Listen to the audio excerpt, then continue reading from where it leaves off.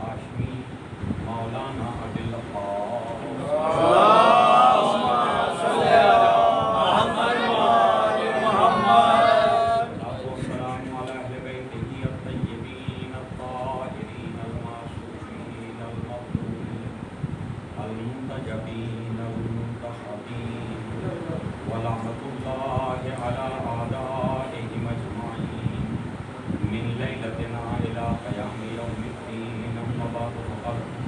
قال امام الحسین علیہ الصلوۃ والسلام الا ترون ان الحق لا يحمد به وان الباطل لا يتناهى عنه صلوات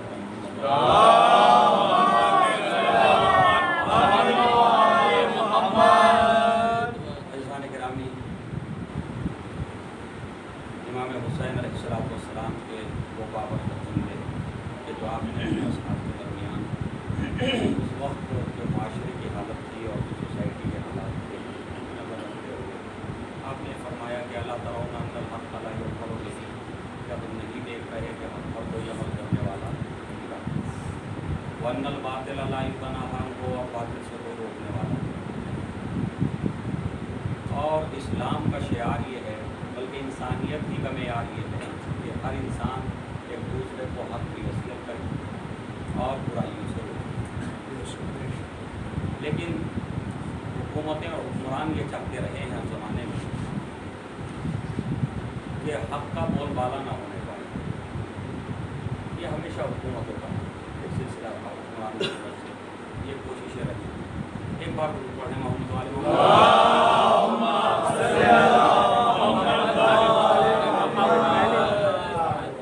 آگے آ جائیے آپ لوگ، تو پیچھے والے اور تھوڑا آگے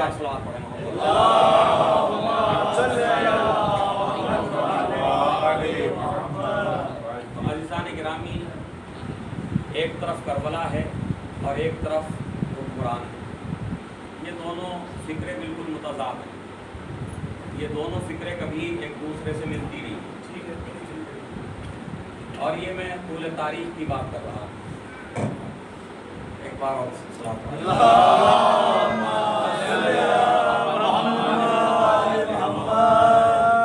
ایک طرف فکر کربلا ہے، فکر انبیاء ہے، فکر رسول ہے اور فکر ائمہ ہے، یا فکر صالحین ہے، مومنین۔ دوسری طرف حکمرانوں کی اپنی فکر ہے، حکومت کی اپنی فکر ہے، اور یہ دونوں فکریں کہیں بھی ملتی ہوئی نظر نہیں آتی۔ ہمیشہ یہ دونوں افکار ایک دوسرے کے مقابل میں نظر آتے ہیں۔ آپ جناب آدم علیہ السلام سے تاریخ بشریت کا مطالعہ کرنا شروع کیجیے، اور وہاں سے لے کر کے اپنے نبی تک، اور نبی کے بعد سے پھر آج تک کے حالات کو دیکھتے چلے جائیے، کہیں بھی حق گوئی کرنے والوں کو جو ہے کسی بھی طرح کا کوئی سپورٹ نہیں ہے۔ حق کو، افراد کو کبھی معاشرے نے سپورٹ نہیں کیا، سوسائٹی نے سپورٹ نہیں کیا، اور نہ ان کو کوئی آسائشیں فراہم ہو سکی کہ جس کی بنیاد پر وہ حق کا بول بالا کر سکے۔ ایک بار اور صلاۃ پڑھیں محمد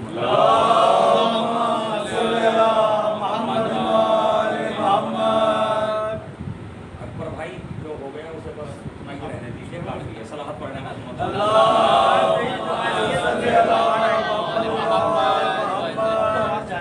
تو عزیزان گرامی، یہ کیا صحیح ایک بات کر رہے ہیں، ہو گیا صلاۃ پڑھیں محمد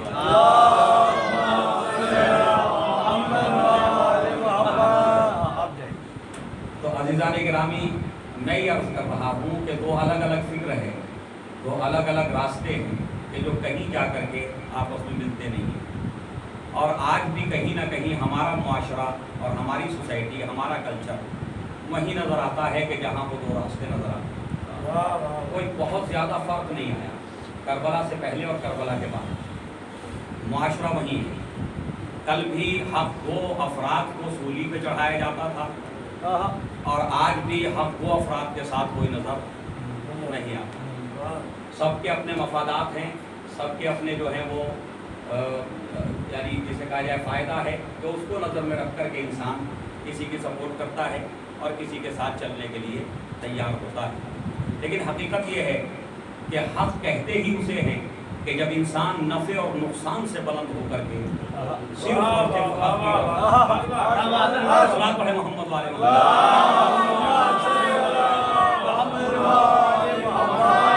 نقصان کی فکر چھوڑ دے اور صرف یہ سوچے اور یہ خیال کرے کہ جو میں کہہ رہا ہوں وہ اللہ کو پسند ہے یا نہیں، جو میں بول رہا ہوں وہ اللہ اس سے راضی ہے یا نہیں، جو کام میں کر رہا ہوں خدا اس سے راضی ہے یا نہیں ہے۔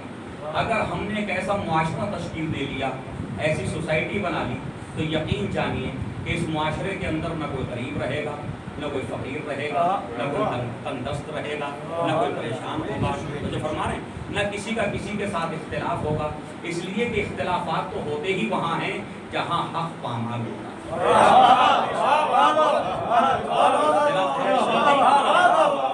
جب کوئی حق پامال ہوتا ہے، اب اختلاف کرنے والا ضروری نہیں کہ جس کا حق پامال ہو وہی اختلاف کرے، ہو سکتا ہے حق کو پامال کرنے والا ہی اختلاف کرنے لگے۔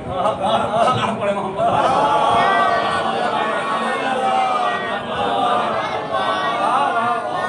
بات میں آپ کے سامنے رکھ رہا ہوں، میں دونوں پہلو لے کر کے چل رہا ہوں کہ ضروری نہیں ہے کہ جس کا حق پامال ہوا ہو وہی کسی اختلاف کی ابتدا کرے، نہیں، جو پامال کر رہا ہو سکتا ہے کہ وہی اختلاف کی ابتدا بھی کر رہا، وہ کر بھی رہا ہے، کیونکہ اس نے حق کو پامال کر کے اختلاف کا سبب پیدا کر دیا۔ اگر ایک فیملی کے درمیان، اپنے ہی افراد کے درمیان، بھائیوں کے درمیان کوئی اختلاف نظر آ رہا ہے تو اس کا مطلب یہ ہے کہ کوئی نہ کوئی حق یہاں پامال ہوا، ورنہ ان دونوں کو لڑنے کی ضرورت کیا تھی، ان دونوں کو اختلاف کرنے کی ضرورت کیا تھی؟ یہ تو دونوں سگے بھائی ہیں نا، ایک ہی خون ہے، ایک ہی شیر سے پروان چڑھے ہیں، اور یہ وہی دونوں بھائی ہیں کہ جب تک ان کی شادیاں نہیں ہوئی تھی تو یہ آپس میں کوئی حساب نہیں کرتے تھے، جس نے جتنا کمایا وہ لا کر کے گھر میں باپ کے ہاتھ میں دے دیا، ماں کے ہاتھ میں دے دیا، یہی ہوا نا ہوا۔ لیکن تو مجھے انصاف سے بتائیے کہ جب انہوں نے کبھی نہیں پوچھا کہ بڑے بھائی کی شرٹ کتنے کی آئی اور میری کتنے کی آئی،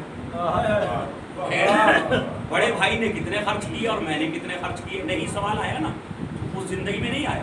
لیکن جیسے ہی شادیاں ہوئیں، جیسے ہی شادی ہوئی اور جیسے ہی جو ہے وہ بس یوں سمجھیے کہ باہر سے ہمیں خاتون کو لے کر کے اپنی زندگی میں آئے، اب وہاں سے کچھ عجیب سے مراحل شروع ہو گئے، کچھ عجیب سے مراحل شروع ہو رہے ہیں۔ اس کا مطلب یہ ہے کہ کہیں نہ کہیں کوئی حق پامال ہونا شروع ہو گیا، کوئی نہ کوئی حق پامال ہونا شروع ہو گیا۔ اگر حق پامال نہ ہوتا تو بہت سی فیملیز ابھی بھی ایسی مل جائیں گی کہ جہاں 4 بھائی ہیں تو چاروں آج بھی ایک ساتھ ہی رہ رہے ہیں۔ اس کا مطلب یہ ہے کہ وہ عقل و فراست سے اپنی زندگی کو اور فیملی کو لے کر کے آگے بڑھ رہے ہیں، جو فرمائیے گا، اور وہاں کوئی حق پامال نہیں ہو رہا۔ جب حق پامال نہیں ہوتا تو لبوں پہ شکایت بھی نہیں آتی، شکوے بھی نہیں ہوتے، جب شکو شکایت نہیں ہوتی تو ناراضگیاں آپس میں نہیں بڑھتی، جب ناراضگیاں آپس میں نہیں بڑھتی تو پھر کسی کے ہاتھ میں ڈنڈے اور تلواریں بھی نہیں آتی۔ تو عزیزان گرامی، سب سے اہم ہے اسلامی معاشرے میں کہ کوئی بھی انسان اگر وہ چاہتا ہے کہ فسادات سے بچ جائے، فتنوں سے بچ جائے، تو وہ اپنے حقوق کی بھی حفاظت کرے اور دوسروں کے حقوق کی بھی حفاظت کرے،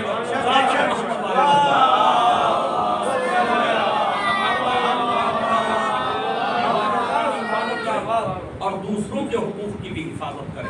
اور جب یہ معاشرہ اور یہ کلچر پیدا ہوگا تو ہم اسے کہیں گے یہ کربلائی معاشرہ ہے، یہ حسینی سماج ہے، یہ اہل بیت علیہ السلام کے ماننے والوں کی سوسائٹی ہے، یہ اسلامی رنگ ہے کہ جو ان مسلمانوں کو آپ اپنے اندر لیے ہوئے ہیں۔ لیکن جب تک وہ نہیں ہوگا تب تک نہ اسلامی سماج ہو سکتا ہے، نہ اسلامی سوسائٹی ہو سکتی ہے۔ مسلمان ہونا الگ ہے، مسلمان ہونا الگ ہے، اور مسلمان کا اسلامی ہونا وہ الگ ہے۔ صلوات پڑھیں محمد والے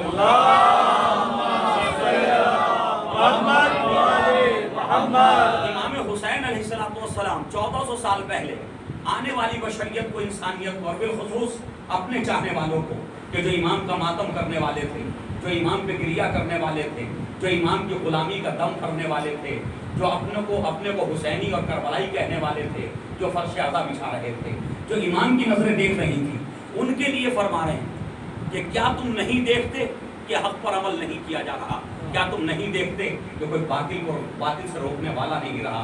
اس کا مطلب کہ قیامت تک جب تک میرے عزادار باقی ہیں ان کے لیے یہ پیغام دے کر کے جا رہا ہوں کربلا کے میدان میں کہ اگر تم میرے چاہنے والے ہو تو حق کو حق کہنا، باطل کو باطل کہنا، حق کو حق کہنا، باطل کو باطل کہنا۔ کسی کے سامنے ڈرنے اور گھبرانے اور خوفزدہ ہونے کی ضرورت نہیں ہے، اور جو گھبرا گیا وہ حسینی ہو نہیں سکتا۔ جو حق بولنے میں گھبرا جائے، حق بات کرنے میں گھبرا جائے، وہ دنیا میں کوئی ہو، صحیح نا، لیکن حسینی نہیں ہو سکتا۔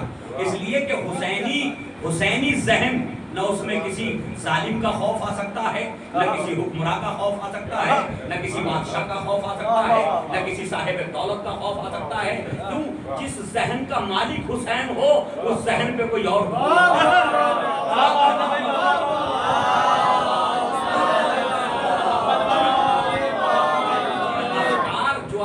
کربلا سے پیدا ہوئے ہوں وہ یزیدی افکار کے سامنے پست نہیں ہو سکتے۔ تو عزیزان گرامی، حق کو حق سمجھنا، باطل کو باطل سمجھنا، یہ اتنا آسان کام نہیں ہے جتنا میں ممبر سے بیان کر رہا ہوں۔ اتنا آسان کام نہیں ہے۔ ہمارے اور آپ کے مولا حضرت علی علیہ السلام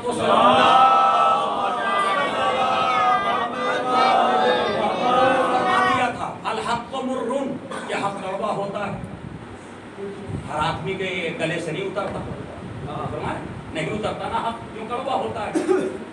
تو کڑوی چیز اتنی آسانی سے گلے سے نہیں اترتی، لیکن جب اتر جاتی ہے تو جسم کی بیماریوں کو ختم کر دیتی ہے،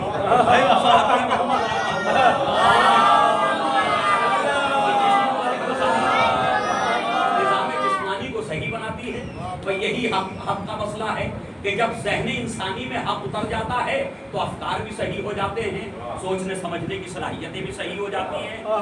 تو عزیزان گرامی، حق کو سمجھنا ہوگا کہ حق ہے کیا، حق ہے کیا اور باطل ہے کیا، اسے سمجھنا ہوگا۔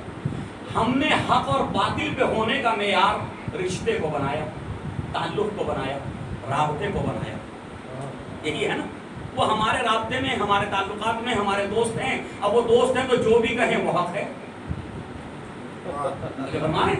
یہ ہمارے بھائی ہیں، چچا ہیں، تائے ہیں، صحیح نا، یہ ہمارے نانا ہیں، یہ ہمارے دادا ہوتے ہیں، اما تم کیا جانو ان سے ہماری کیا نسبت ہے؟ اچھا صحیح ہے، بس آپ کی نسبت ہی ہے، اور بھی کچھ ہے یا نہیں ہے اسلام میں؟ تو عزیزان گرامی، جب یہ رشتوں میں ہم آ جاتے ہیں تو حق کو پامال کرنے لگتے ہیں، جب دوستی میں آ جاتے ہیں تو حق کو پامال کرنے لگتے ہیں۔ یہ تو کہاں ہے کربلا سے پہلے کا معاشرہ اور کہاں ہے کربلا کے بعد کا معاشرہ؟ ایک سوال ہے اپنی جگہ۔ بھئی کربلا سے پہلے امام حسین شکایت کرتے نظر آ رہے ہیں، کوئی حق کو حق سمجھنے کے لیے تیار نہیں، کوئی باطل سے روکنے کے لیے تیار نہیں، اور وہی شکایت آج بھی ہمارے معاشرے میں نظر آ رہی۔ تو میں تو یہ سمجھتا ہوں کہ 1400 سال پہلے کا حسین اگر 1400 سال بعد آ جائے تو پھر وہی کہے گا اپنے لوگوں کو جمع کر کے کہ کیا تم نہیں دیکھتے کہ حق پہ عمل نہیں ہو رہا، باطل پہ عمل نہیں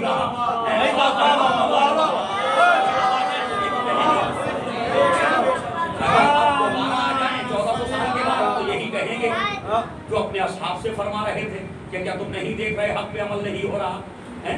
اور حق تو یہ ہو گئی کہ خود ائمہ علیہم الصلوۃ والسلام، اہل بیت علیہم الصلوۃ والسلام کے سلسلے میں بھی حق پہ عمل نہیں ہو رہا، کہ جن کے نام پہ ہم وہ سب کچھ کرتے ہیں ان کے لیے بھی حق پہ عمل کرنے کے لیے تیار ہم نہیں ہیں۔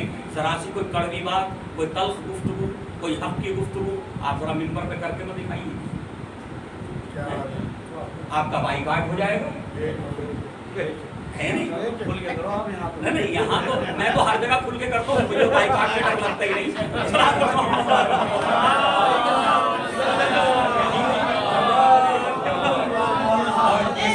اسی لیے نہ لندن جا سکا نہ امریکہ، کیونکہ کسی بھی مجلس میں بیٹھنے والے کو کبھی چاپلوسی نہیں کرتا، کبھی کسی کا نام لے کے نہیں کہتا حضور آپ سنیے گا، آپ نے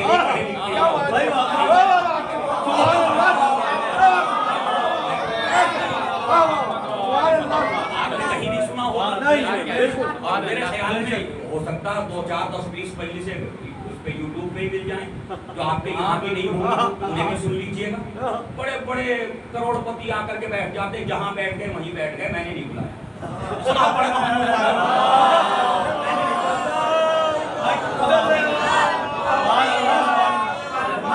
میں نے کبھی نہیں کہا کہ حضور وہاں کیوں یہاں کیوں نہیں آتے، تو میں نے برداشت کرنے کو تیار نہ آئندہ کروں انشاءاللہ. تو عزیزان گرامی اس لیے کہ دنیا ہے کتنے دنوں کی, یہ زندگی کتنے دنوں کی ہے پتہ نہیں. اس مجلس کے بعد دوبارہ مجلس کا موقع ملے یا نہ ملے. تو یہ سوچ کے بیٹھ جانا کہ میاں کل کر لیں گے کچھ اچھے کام, تو یہ کل کا یقین تو وہ کرے جسے موت زندگی کا یقین ہو. جب زندگی کا یقین نہیں ہے تو کل آنے والے کل کا کیوں یقین کروں. آنے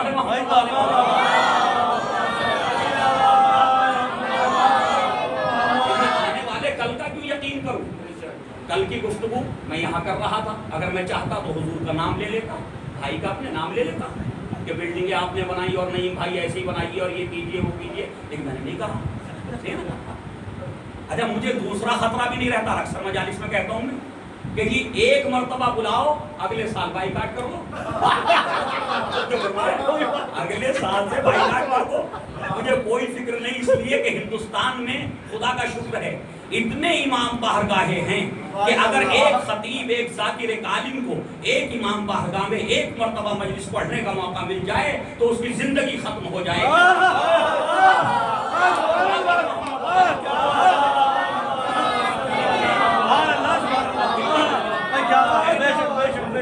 تو عزیزان گرامی ایک بار اور صلوات پڑھ لیں محمد.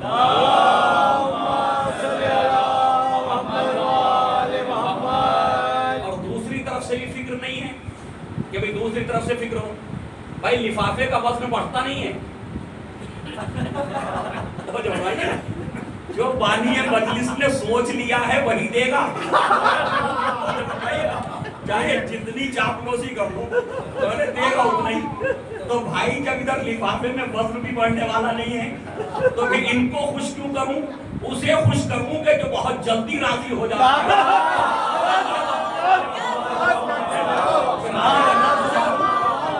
اور اسی لیے شاید دیکھیں یہ میں اپنے معاشرے کی زمینی گفتگو کر کے اپنے حالات پہ گفتگو کر کے ایک پیغام دینا چاہتا ہوں.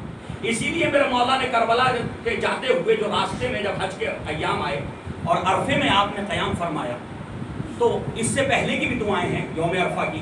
تو امام حسین علیہ السلام نے اس عرفے کی دعا میں جملہ کہا تھا, 25 حج فرمائے امام نے پیادہ پیدل مدینے سے مکہ. یہ بھی ہمارے بچوں کو ہمارے نوجوانوں کو یاد رہے, 25 حج تو پیدل کیے امام نے. آپ اندازہ کیجیے کہ معصوم کو کتنا شوق عبادت ہوتا, 25 پیدل حج کیے آپ کے امام نے, اور 25 مرتبہ کم سے کم عرفے کے میدان میں آپ نے مناجات کی ہے. ان میں سے ایک دعا آج ہمارے پاس موجود ہے, دعا عرفہ کے نام سے مفاتیح الجنان میں موجود ہے. اس دعا کے اندر فرماتے ہیں میرے مولا ساری نعمتوں کا ذکر کرنے کے بعد کہ میرے معبود کس نعمت کا شکریہ ادا کروں. میری بس کی نہیں ہے ساری نعمتوں کا شکریہ ادا کرنا, دینا نہیں کر سکتا ان نعمتوں کا شکریہ. اور اس کے بعد ایک جملہ فرمایا ساری نعمتوں کا تذکرہ کرنے کے بعد, میرے معبود اس نے کیا پایا. یہ ماحصل ہے, معصوم کی زندگی کا ماحصل ہے, امام حسین کی زندگی کا ماحصل ہے یہ جملہ. فرماتے ہیں کہ اس نے کیا پایا جس نے تجھے کھو دیا, اور اس نے کیا کھویا جس نے تجھے پا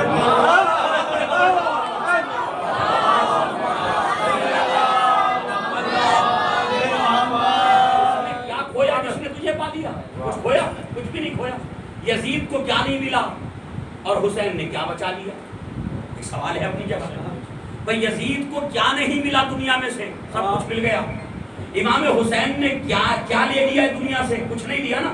یزید نے اللہ کو کھو دیا, حسین نے اللہ کو پا لیا. ساری دنیا مل کر کے یزید کو بچا نہیں سکی اور ساری دنیا مل کر کے حسین کو ختم نہیں کر سکی.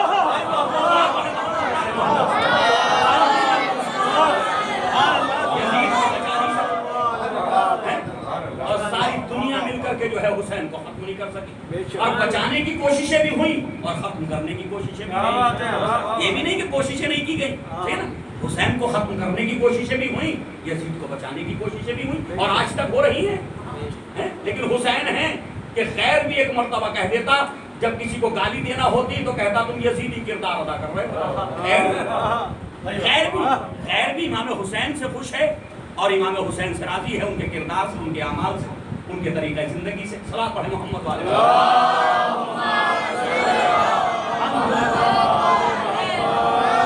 عزیزان گرامی، میں جو باتیں آپ کے سامنے یہ تلخ کچھ کڑوے گھونٹ ہیں، اور یہ بہت ضروری ہے، اس لیے کہ جب تک یہ نہیں ہوں گے آپ خوش ہوتے رہیں گے. ذاکر خطیب منبر پہ آتا اور آنے کے بعد ایک ہی جملہ کہتا، اور وہ جملہ بڑا مشہور ہو گیا، فیمس ہو گیا سبھی کی زبانوں پر. میں نے ایسا مجمع نہیں دیکھا، میں نے ایسا مجمع نہیں دیکھا، ایسا مولائی مجمع. میں نے تو بڑی تعریفیں سنی آپ کی. ارے وہ تعریف کی چیز کون سی تھی مجمع کے اندر، وہ آپ بتا دے بھائی. ایسی قوم نہیں ہے روئے زمین پر، ایسے اتنے اچھے لوگ نہیں ہیں روئے زمین پر. بھائی وہ اچھائی کون سی، وہ تو ذکر کرتے منبر سے. اگر داد دینا ہی کسی میں اچھائی ہے بھائی، اگر داد و تحسین ہی اچھائی ہے، چند نعروں کا لگا لینا ہی کسی انسان کے لیے اچھائی ہے، تو بھائی میں تو نہیں سمجھتا کہ وہ کوئی اچھی چیز ہے، کوئی خاص چیز تو نہیں ہے. بات تو جب ہوتی کہ دنیا کی یہ قوم ساری قوموں سے منفرد ہوتی تو میں اسے لوریاں سنانے کے بجائے بیدار کیوں نہ کروں. لوریاں سناؤں گا تو اسے نیند آ جائے گی. کیا ہوتا جب بچہ رونے لگتا ہے تو ماں کو اگر سلانا ہے تو کرے گی کیا؟ اسے لوریاں سنائے، اسے جھولا جھلائے، اسے تھوڑا سا جو ہے وہ تھپکے تو وہ بچہ سو جائے گا. جب سو جائے گا تو ایکٹیو رہے گا یا ان ایکٹیو ہو جائے گا؟ عزیزان گرامی، اب وہ سویا ہوا بچہ وہ تو ایکٹیو ہو نہیں سکتا. اور قوم وہی تشکیل پاتی ہے کہ جو میدان عمل میں رہے. قوم وہی قوم بنتی ہے جو میدان عمل میں رہے. اور جس نے میدان عمل ہی چھوڑ دیا وہ قومی ذمہ داریاں کیا نبھائیں گے؟ وہ کچھ نہیں کر سکتے. تو اس قوم کو لوریاں دے کر کے سوئے ہوئے کو اور سلانا چاہتے ہو، یا انہیں کچھ کڑوے گھونٹ پلا کر کے جگانا چاہتے ہو؟ اگر انہیں جگا لیا تو یہ جو ہے کچھ کر دکھائیں گے، اور اگر انہیں آپ سلاتے رہے کہ نہیں آپ سے اچھا تو کوئی ہے ہی نہیں، تو جب مجھ سے اچھا کوئی ہے ہی نہیں تو اب آگے کرنے کی ضرورت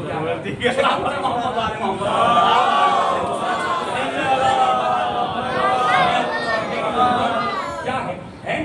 تو عزیزان گرامی، وہ اچھائیاں کیا ہیں کہ جو دوسری قوموں میں نہیں ہیں؟ وہ میرے اندر کون سی ہیں؟ تو ایک ہی اچھائی ہے ہماری قوم کے اندر جو واقعاً ہے کہ خدا کے شکر سے اس کی عقل سلیم ہے. اس کی عقل سلیم ہے، اس کی فطرت صحیح ہے. کیوں کہ یہ اتنا زیادہ معصومین کی سیرت کو سنتی ہے، جب ہمارے اتنا زیادہ معصوموں کا تذکرہ سنتی ہے کہ اس کی فطرت جو ہے وہ سلیم ہے، عقل سلیم ہے، سوچتی صحیح ہے. لیکن یہ کہ باقی جو اچھائیاں تھیں وہ بھی ہونی چاہیے. ان سے اگر ہم بے بہرا ہو گئے تو لا محالہ ہم کہیں نہ کہیں اس دنیا کی بھیڑ میں کھوئے جائیں گے. اور اہل بیت نے ہمیں کھونے کے لیے نہیں بھیجا، وہ اس لیے نہیں آئے کہ ہماری قوم کھوئی جائے. اسی لیے نظام بھی الگ رکھا کہ جہاں بھیڑ نظر آئی وہاں ہماری پہچان کے لیے مذہب اہل بیت سامنے آ گیا. تو فرمائیے گا ذرا، جہاں بھی بھیڑ نظر آئی وہاں مذہب اہل بیت سامنے آ گیا. میں کوئی طنز نہیں کر رہا ہوں. کتنے فرقے مسلمانوں کے؟ 73 72 جتنے بھی ابھی تک ہوں، صحیح نا؟ ہیں تو زیادہ ہی، ایک سے تو زیادہ ہی ہیں فی الحال. تو ابھی وہ 73 ہوئے ہوں یا نہ ہوئے ہوں، ہو جائیں گے آنے والے وقت. لیکن یہ کہ جتنے فرقے ہیں، کیا کسی کی آذان آپ کو بتاتی ہے کہ یہ کون سے فرقے کی آذان ہے؟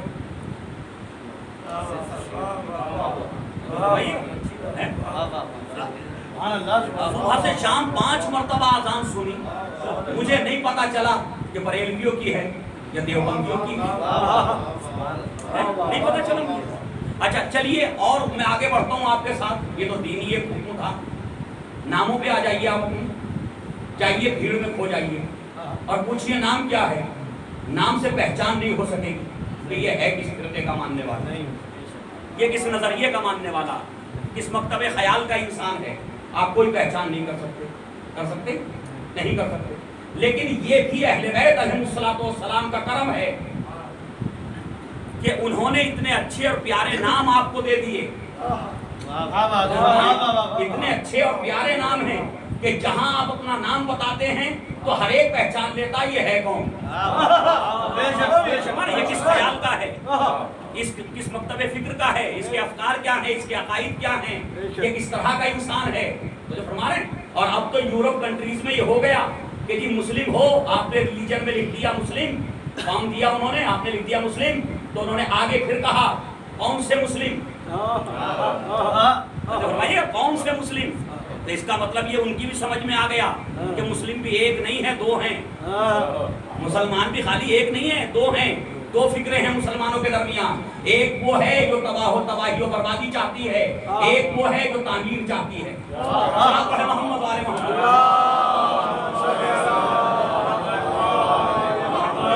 عزیزان گرامی، آج جو اتنے پیارے اچھے اچھے نام لیے بیٹھے ہیں ہم، صحیح ہے نا، کہ جس سے احترام ہر ایک، جیسے علی کا نام سنے گا ہر ایک جو ہے وہ کیا اپنے پیارا نام ہے، جناب عباس ہیں، حسین، حسن، یہ کون مسلمان ہے جو ان ناموں کا احترام نہیں کرے گا؟ حتیٰ کہ دوسری قوموں کے لوگ ان ناموں کا احترام کرتے ہیں، اور انہیں یہ بھی پیغام پہنچ جاتا کہ اس سے خطرہ نہیں ہے، ان سے خطرہ ہمیں نہیں ہے۔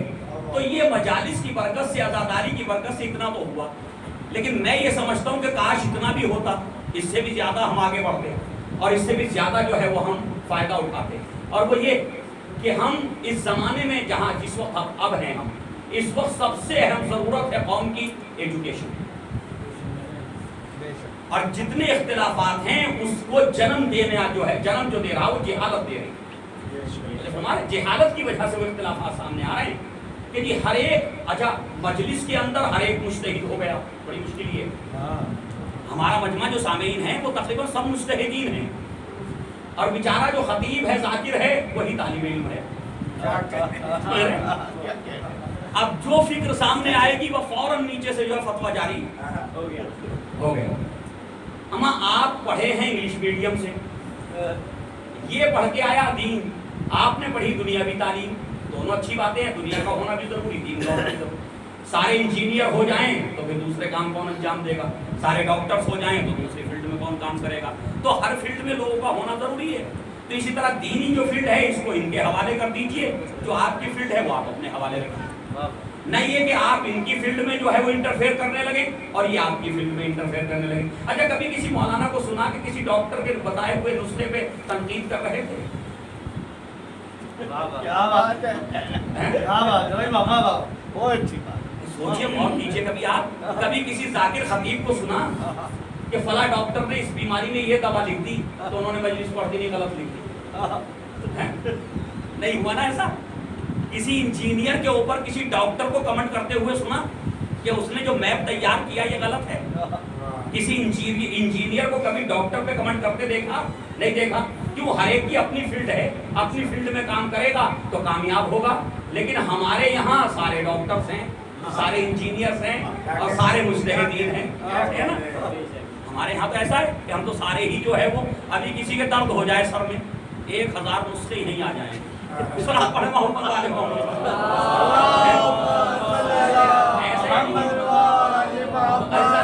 اپنی اپنی فیلڈ میں کام کیجئے۔ جو عالم دین کی فیلڈ ہے اس کی فیلڈ ہے ہدایت کرنا، اس کا راستہ ہے، اس کا طریقہ ہے کہ وہ اپنے طریقے سے اسلام کو پہنچائے، جو مناسب طریقہ سمجھے، صحیح نا، اس طریقے سے اسلام کو پہنچائے۔ تو ہمارا وہ طریقہ ہمیں اس میں رہنے دیجیے، اس میں آپ کو کمنٹ کرنے کی ضرورت نہیں ہے کہ مولانا نے آج کیا پڑھ دیا اور کیا نہیں پڑھ دیا، کیونکہ جو قوم کی ضرورت ہوگی اس ضرورت کو مد نظر رکھتے ہوئے اس ضرورت کو مد نظر رکھتے ہوئے گفتگو کی جائے گی۔ کیوں؟ ہر امام کی مناجات الگ ملے گی آپ کو، ہر امام کی دعائیں الگ ملے گی آپ کو، ہمارے کیوں؟ حالات کو مد نظر رکھتے ہوئے امام حسین کے جو حالات تھے اس کے تحت مناجات ہوگی، امام حسن کے زمانے کے جو حالات تھے اس کے تحت مناجات ہوگی، امام علی کے زمانے کے جو مناجات تھے ان حالات کے حساب سے مناجات ہوگی۔ امام صادق اگر مناجات کریں گے تو اپنے زمانے کے حساب سے کریں گے کہ اس وقت قوم کی پریشانیاں کیا ہیں، تو ہر ایک کی مناجات چینج ہو گئی جبکہ سب معصوم ہیں، ہمارے دعائیں بدل گئیں جبکہ سب معصوم ہیں۔ تو اس کا مطلب یہ کہ طریقہ خطابت بھی بدل جائے گا، کیونکہ جیسے جیسے ضرورت ہوگی قوم کی ویسے ویسے ممبر سے گفتگو ہوگی،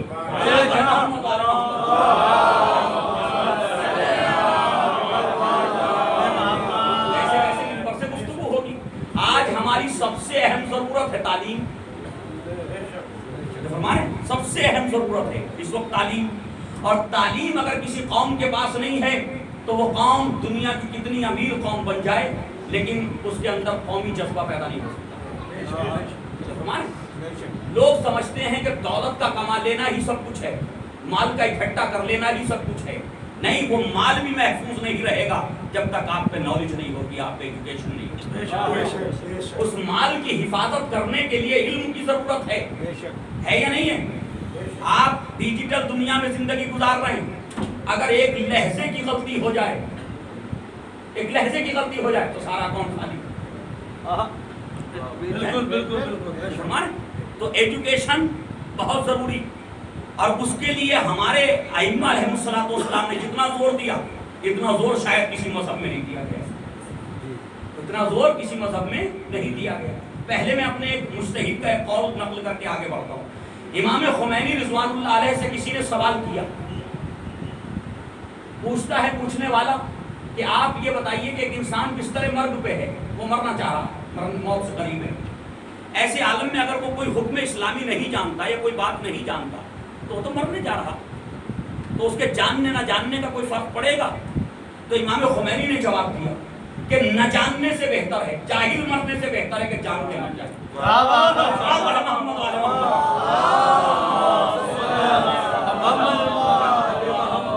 جاہل دنیا سے جا رہا اس سے بہتر ہے اس چیز کو جان کے چلا جائے، صحیح نا؟ کل اگر سوال ہوا تو جواب تو دے سکے گا۔ تو عزیزان گرامی، علم کو اتنا امپورٹنٹ قرار دیا، حضور پاک نے 1400 سال پہلے فرمایا تھا اطلب العلم اطلب العلم ولو من الصین، کہ علم کو حاصل کرو چاہے تمہیں چین ہی کیوں نہ جانا پڑے۔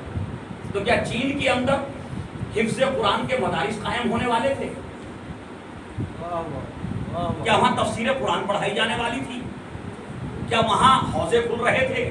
کیا وہاں مدرسے بنائے جا رہے تھے؟ آج تک بھی کبھی مدرسے نہیں بنے، آج تک بھی حوضے نہیں کھلے نا۔ تو اس کا مطلب نبی کریم کیوں فرما رہے ہیں کہ اگر علم چین سے بھی ملے، کیونکہ عربوں سے چین دور تھا، عرب سے چین کافی دور تھا، تو اس لیے کہا کہ اگر اتنا سفر بھی کرنا پڑے علم کے لیے تو کر لینا۔ فرمائیں لیکن یہ کہ ہم نے وہ علم ہی چھوڑ دیا، باقی سب کچھ کے پیچھے پڑ گئے، علم ہی کو چھوڑ دیا۔ اور پھر آپ ذرا اور فرمائیے کیا کہا تھا اسلام نے؟ طلب العلم فریضۃ علی کل مسلم و مسلم، علم کا حاصل کرنا ہر ایک مسلمان مرد اور مسلمان عورت کے اوپر واجب ہے، فرض ہے، فرض ہے علم کا حاصل کرنا۔ لیکن کتنا ہم نے اس کی طرف توجہ کی؟ اور ایسا نہیں ہے کہ اس فرقے کے اندر علماء نہیں تھے، بڑے بڑے سائنٹسٹ گزرے ابتدا میں، جب سائنس کی ابتدا ہوئی تھی تو اس فرقے میں بڑے بڑے سائنٹسٹ تھے اس قوم کے اندر۔ جابر ابن حیان امام جعفر صادق علیہ السلام کے ساتھ انسان کا نام ہے، علم کیمیا پہ جو ہے وہ سب سے بڑا جو ہے وہ سائنٹسٹ ہے جابر ابن حیان۔ ان کے سلسلے میں 72 میگزین تو نکل چکی، انہوں نے یورپ والوں نے ان کا نام ہی چینج کر دیا، الجبر کر کے ختم کر پاک کو ختم کر دیا تاکہ سمجھ میں نہیں آئے پاک کو۔ تو عزیزان گرامی ان کے سلسلے میں 72 میگزین نکل چکی، کس کے شاگرد ہیں؟ امام جعفر صادق علیہ السلام کی۔ اچھا، سب سے پہلی یونیورسٹی کا قیام اگر اسلام میں ہوا اور عالم بشریت میں ہوا تو وہ کس نے کیا؟ امام صادق علیہ السلام نے۔ آج آپ دیکھیے کہ جتنے لوگ کالج اور یونیورسٹی میں ہوتے ہیں تقریباً اس زمانے کے حساب سے اگر دیکھا جائے تو اگر موازنہ کریں پبلک کا تو اس وقت آبادی کم تھی، بہت کم تھی، لاکھوں میں تھے لوگ، اور اب جو ہے کروڑوں میں ہیں، بلکہ اربوں میں آ گئے، ہم اربوں میں آ گئے، صحیح ہے نا؟ تو عزیزان گرامی غور کیجیے، امام جعفر صادق علیہ السلام کے منبر کے نیچے بیٹھنے والوں کی تعداد، علم حاصل کرنے والوں کی تعداد تقریباً 4000 تھی، جب دنیا کی آبادی لاکھوں میں تھی تو اس وقت 4000 تھی جو نیچے بیٹھ کے علم حاصل کر رہے تھے۔ اور آپ کے مولا نے ایک تختی لگائی تھی، جیسے میں یہاں پر ہوں تو منبر جو تھا امام کا، منبر کے بالکل پیچھے، کیوں؟ اس لیے کہ جتنے بھی لوگ علم حاصل کرنے کے لیے آئیں گے وہ امام کے سامنے بیٹھیں گے تو اس تختی پہ سب سے پہلے نظر جائے گی۔ ہمارے ایک پیغام دیا، علم بھی عطا کر رہے ہیں اور پیغام بھی دے رہے ہیں، تو اس تختی پہ لکھا تھا کہ لیس الیتیم من مات والدہ، یتیم وہ نہیں ہے کہ جس کے ماں باپ مر جائیں، بل الیتیم و یتیم العلم والادب، یتیم وہ ہے کہ جو جاہل ہو اور جس پہ آداب و اخلاق نہ ہو۔ صلاۃ پڑھیں محمد وعلی محمد۔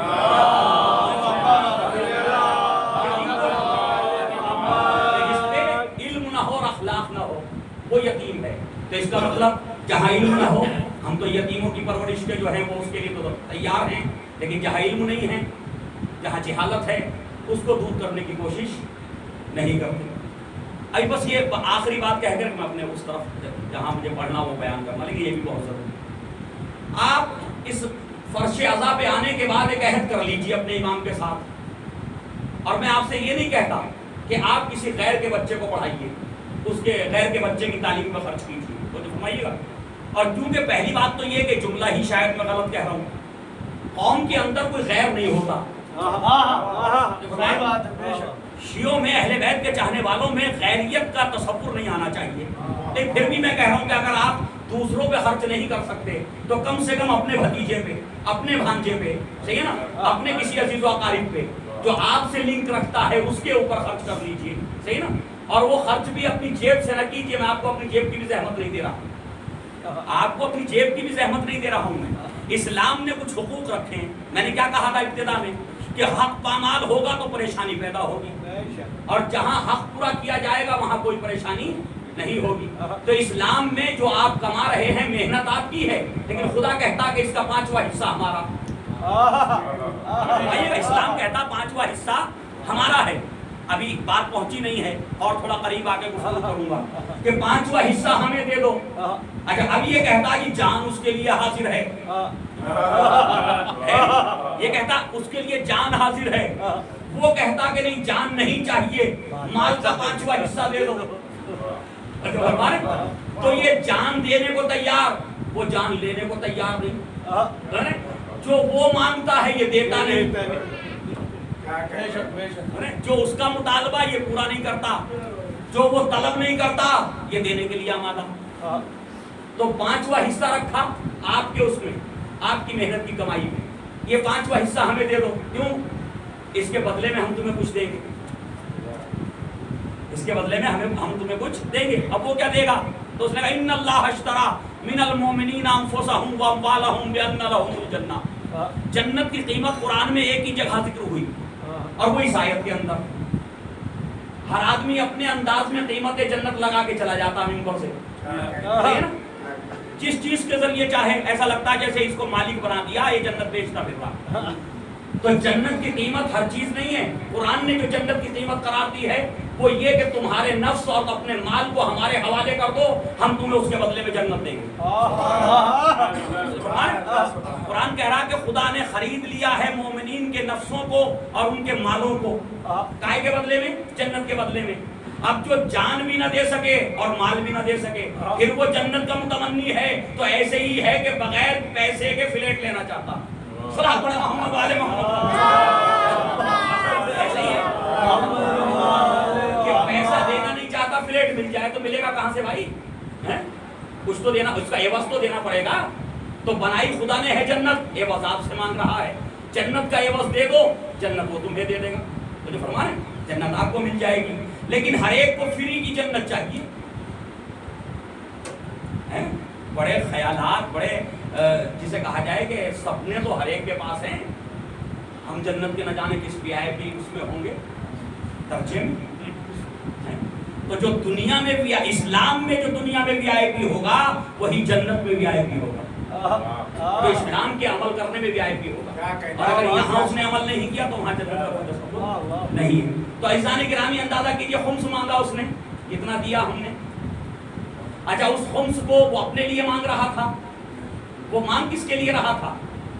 آپ ہی کے لیے، آپ کے معاشرے کو بہتر بنانے کے لیے، آپ کی سوسائٹی کو بہتر بنانے کے لیے، ہے نہیں، آپ کے مجتمع کو سنوارنے کے لیے، کہ جب آپ یہ پیسہ نکالیں گے تو کسی ایسے انسان تک پہنچے گا کہ جو غریب ہے، جس کا بچہ پڑھ نہیں پا رہا، جسے لباس میسر نہیں ہو پا رہا، جو فیس نہیں دے سکتا، ٹیلنٹ ہے لیکن یہ کہ غربت نے اس کو پیچھے چھوڑ دیا ہے، ہمارے غربت نے پیچھے چھوڑ دیا ہے۔ اور جب یہ ٹیلنٹ آپ کے پیسے سے ابھر کے سامنے آئے گا تو عزیزان گرامی، جو ہر ایک چاہتا ہے نا کہ لوگ مجھے سلام کریں، تو اسلام نے وہ فلسفہ بھی رکھا تھا کہ جب تم کسی کے مددگار بنو گے تو کوئی سلام بھی کرے گا۔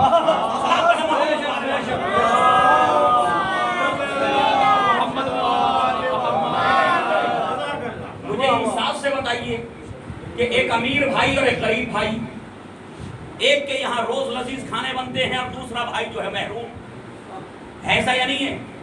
پڑوس میں امیر ہے اس کا پڑوسی غریب. یہ تو ہمارے ہندوستان میں جہاں اچھی کالونیاں بنی وہیں جھوپڑپٹی بھی ہے یا نہیں ہے؟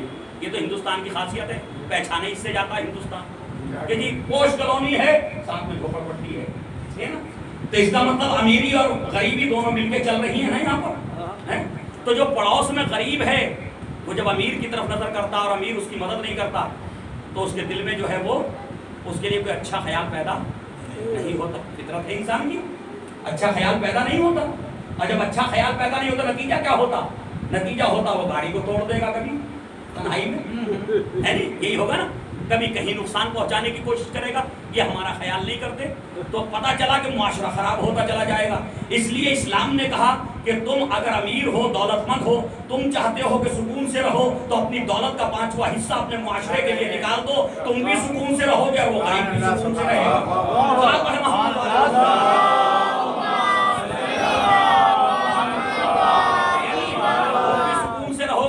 چین سے رہو گے, غریب بھی چین سے رہے گا. اور میں اکثر کہتا رہتا ہوں اس بات کو, ممبر سے کہتا ہوں اور وہ یہاں بھی کہہ رہا ہوں کہ بھائی آپ اچھا ڈاکٹر اپنے بیٹے کو بنا لیجیے, اچھا انجینئر بنا لیجیے, پیسہ ہے آپ کے پاس اور بنانا چاہیے, صاحبان دولت کو تو کرنا چاہیے کام, ایجوکیشن ضروری ہے, آپ بنا لیجیے. لیکن مجھے انصاف سے بتائیے, جب آپ کا بیٹا ڈاکٹر بن گیا, کوٹھی بنا لی آپ نے, اور آپ کی دیوار سے ملی ہوئی کسی غریب کی جھوپڑی ہے, تو آپ تو ایجوکیٹڈ ہیں, وہ تو جاہل ہے, وہ تو مزدور ہے, وہ تو روز رات کو آ کے بیوی کو گالیاں دے گا, وہ تو بیوی سے لڑے گا نا. میں اسے نہیں پتا کہ کیسے زندگی گزارنا, تو لڑے گا. اب جب ان میں لڑائی ہوگی تو رات کے 12 بجے آپ کی بھی تو آنکھ کھلے گی. جب وہ جھگڑے گا اپنی بیوی سے, اپنے بچوں کو مارے گا, پیٹے گا, شور ہوگا, تو آپ ایجوکیٹڈ ہیں, پڑھے لکھے ہیں, صحیح نا, انجینئر ہیں, ڈاکٹر ہیں, آپ کی بھی تو آنکھیں کھلیں گی نا, آپ کو بھی ڈسٹرب ہوگا نا. تو پھر اب آپ کے پاس راستہ کیا بچتا ہے؟ 2 ہی راستے بچتے ہیں, یا تو یہ آبائی وطن بیچ کر کے, یہاں گھر بیچ کے کہیں اور چلے جاؤ, ہجرت کر لو, تب سکون ملے گا. یا دوسرا راستہ یہ تھا کہ اپنے بچے کو اپنے پیسے سے پڑھا دیتے اور اس کے بچے کو اس کے پیسے سے, جو اس کے بچے کو, غریب کے بچے کو اس کے پیسے سے, وہ آپ کا نہیں ہے, وہ اسی کا حق ہے, صحیح نا, اس کے پیسے سے پڑھا دیتے تو پورا معاشرہ جو ہے وہ ایجوکیٹڈ ہو جاتا, وہ بھی سکون سے رہتا, آپ بھی سکون سے رہتے. یہ فلسفہ تھا تعلیم کا اسلام, لیکن ہم نے اس فلسفے کو فراموش کر دیا. صلاۃ پڑھے محمد والے محمد. یہ فلسفہ تعلیم تھا اسلام میں, ایجوکیشن کا فلسفہ یہ تھا, لیکن اسے ہم نے فراموش کر دیا. خمس ہم نے کبھی نہیں نکالا, زکات ہم نے کبھی دینے کی کوشش نہیں کی. تو جب فرمائیے گا, نکالتے بہت کم لوگ ہیں, خدا کرے جو نکال رہے ہیں ان کو دیکھ کر کے دوسرے نکالنے لگے, تاکہ اداروں کی شکل جو ہے وہ قائم ہو سکے. آپ دیکھیں کہ جن کے یہاں زکات تھی اور وہ اپنی قوم کو زکات نکالنے کا پابند بنا چکے ہیں, جو بنا چکے, واقعی بنا چکے. مولا کائنات یہ شکایت کرتے تھے منبر کوفہ پہ, بار بار منبر کوفہ پہ شکایت کرتے تھے, کاش امیر شام میرے ساتھ درہم و دینار کا سودا کر لے. یہ جملہ نہج البلاغہ میں جب عام آدمی پڑھتا تو سمجھ میں نہیں آتا کہ مولا کیا کہہ رہے ہیں, درہم و دینار کا سودا کر لیتا, کاش. کیا مطلب؟ درہم, ایک درہم چاندی کا ہوتا تھا اور دینار سونے کا ہوتا تھا. تو ایک دینار کے 10 درہم ہوتے تھے, کیونکہ وہ سونے کا تھا اور یہ چاندی کا. تو ایک دینار میں 10 سکے درہم کے ملتے تھے. تو امام فرما رہے ہیں, نہج البلاغہ میں خطبہ موجود ہے, منبر سے فرما رہے ہیں, کاش امیر شام میرے ساتھ درہم و دینار کا سودا کر لے. کیا مطلب؟ کہ وہ لوگ یہ جانتے ہوئے کہ امیر شام باطل پہ ہے, اس کے باوجود وہ اپنے امام کی اطاعت میں اتنے زیادہ جو ہیں وہ مہو ہیں کہ اس کی اطاعت ہر جگہ کرنے کے لیے آمادہ ہیں. اور یہ میرے چاہنے والے یہ جانتے ہوئے کہ میں حق پہ ہوں, اس کے باوجود یہ اتنے منتشر ہیں کہ میری بات ماننے کے لیے تیار نہیں ہے. تو جو فرما رہے ہیں, یہ میری بات ماننے کے لیے تیار نہیں ہے. یہ خالی دعوے کرتے ہیں کہ جی ہم یہ کرتے ہیں, ہم یہ کرتے ہیں, لیکن جب بات آتی ہے جہاد کرنے کی, جب بات آتی ہے مال لٹانے کی, تو یہ بہت پیچھے ہو جاتے ہیں, میرا ساتھ دینے کے لیے تیار نہیں رہتے. تو عزیزان گرامی, یہ شکایت تھی مولا کو. تو کیا وہ شکایت آج کے معاشرے میں ختم ہو گئی یا ہے ابھی مولا کو؟ ابھی بھی ہے نا وہ شکایت مولا کو. اگر کسی قوم کے 50% سے زیادہ بچے جو ہیں وہ پڑھے لکھے نہیں ہیں, پڑھے لکھے سے مراد یہ ایجوکیٹڈ نہیں ہیں, تو اس کا مطلب یہ ہے کہ وہ شکایت مولا کی آج بھی باقی، وہ مولا کی شکایت آج بھی باقی ہے۔ اور یاد رکھو حضرت علی علیہ السلام کو آپ نے پہچانا ہوگا خیبر کے ذریعے، اچھا فرمائیے گا، آپ نے پہچانا ہوگا شجاعت کے ذریعے، آپ نے پہچانا خیبر کے ذریعے، آپ نے پہچانا عمرو بن عبد ود کے قتل کرنے کے ذریعے، آپ نے پہچانا امام کی تلوار چلانے کے ذریعے۔ لیکن دنیا نے جب پہچانا تو حضرت علی کو خالی تلوار سے نہیں پہچانا، میدان میں جاتے ہوئے نہیں پہچانا، علی کو پہچانا ان کے علم کے ذریعے۔ آج بھی دوسری قومیں یہ کہتی ہیں کہ جیسے علی ابن ابی طالب اتنا علم رکھنے والا انسان اس دنیا کے اندر آیا، لیکن اس دنیا نے ان کی قدر نہیں کی۔ کاش وہ اس زمانے میں ہوتے تو انگریز کا کہنا یہ کہ جی ہم ہوتے ان کے سامنے درس لینے والے، صحیح نا، ہم ہوتے کہ جو اس دنیا میں ان کی تعلیم کو پھیلاتے اور ترقیاں کرتے۔ لیکن یہ کہ آج وہی قوم، نہج البلاغہ ہمارے گھر میں، قرآن جیسی کتاب ہمارے گھر میں، اور خطابت میں دعوے صرف یہ رہ گئے کہ جی نہج البلاغہ میں مولا نے 1400 سال پہلے فرما دیا تھا۔ اچھا تو نہج البلاغہ تھی کس کے پاس؟ جس میں امام نے یہ فرمایا تھا وہ کتاب تھی کس کے گھر میں؟ آپ ہی کے گھر میں نا۔ تو جب آپ کے گھر میں تھی تو آپ سے اتنا بھی نہ ہوا کہ پڑھ کر کے کچھ سمجھ لیتے؟ جب انہوں نے ترقیاں کر لی، ٹیکنالوجی میں آگے نکل گئے، تو بس آپ یہ کہتے رہیے کہ یہ ہمارے امام نے 14 سال پہلے فرما دیا تھا۔ ارے امام نے تو فرما دیا تھا، لیکن آپ نے کیا کیا؟ آپ نے کیا کیا؟ آپ نے بھی کوئی عمل کیا؟ آپ نے تو کچھ بھی نہیں کیا۔ یعنی جن کے امام کی کتاب تھی، جن کے گھروں میں رکھی ہوئی تھی، وہ تو خواب غفلت میں چلے گئے، اور وہ ہمارے گھروں سے لے کر کے اس کتاب کو جو ہے دنیا میں ترقیاں کرنے لگے۔ محمد والے محمد،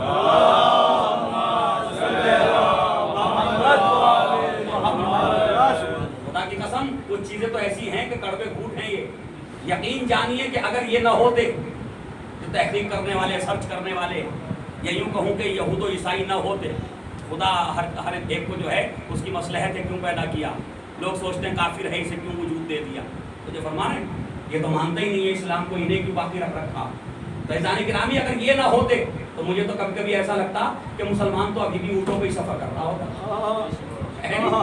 مسلمان تو اونٹوں اور گھوڑوں پہ ہی ہوتا، اسے تو پتہ ہی نہ ہوتا دنیا ہوتی کیا ہے۔ یہ تو اونٹوں اور گھوڑوں پہ ہی چل رہا ہوتا۔ تو اس کا مطلب یہ ہے کہ دشمن اتنا سمجھدار تو تھا، دشمن تم سے اتنا سمجھدار تو تھا کہ اس نے ہماری میراث کو حاصل کر لیا اور اسی کے ذریعے دنیا کو جو ہے وہ ترقی کے راستے دکھا دیے۔ لیکن ہم کہاں کھڑے؟ ہم تو وہیں کے وہیں۔ تو اب میں بس نتیجے کے طور پہ عرض کر رہا ہوں، ایک تو راستہ یہ کہ یہ سارے عزادار ہیں، سب ماتمی ہیں، تو جو فرمائیے گا ذرا، سب ماتمی، سب عزادار، سب امام کے ماننے والے، سب فرشیادہ بچھانے والے، سب غم امام حسین میں خرچ کرنے والے، خوشا نصیب سب کا۔ لیکن اگر یوں ہوتی یہ قوم کہ ہر علی کا غلام انجینئر، ہر علی کا غلام ڈاکٹر، ہر علی کا غلام سائنٹسٹ، تو پھر کچھ اور ہی مزہ آتا۔ اور جو فرما رہے ہیں نہیں، پھر کچھ اور ہی مزہ آتا، پھر ہمیں لوگ دیکھتے اور علم علی کو سمجھتے۔